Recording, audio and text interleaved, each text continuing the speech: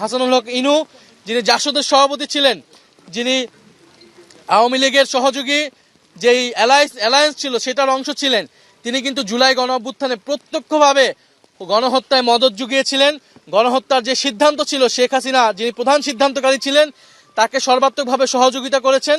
ফলে আমরা মনে করি তাকে যে 10 বছর করে 3টি মামলা সাজা দিয়েছে, এটা এনাফ নয়, এটা যথেষ্ট নয়।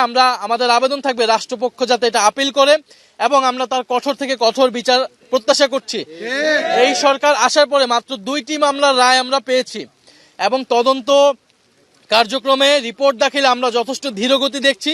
ফলে আমরা আশা করব যে সরকার এবং ট্রাইব্যুনাল দ্রুত সময়ের মধ্যেই বিচার নিষ্পন্ন করবে এবং অলরেডি শেখ হাসিনার মামলার রায় হয়ে রয়েছে।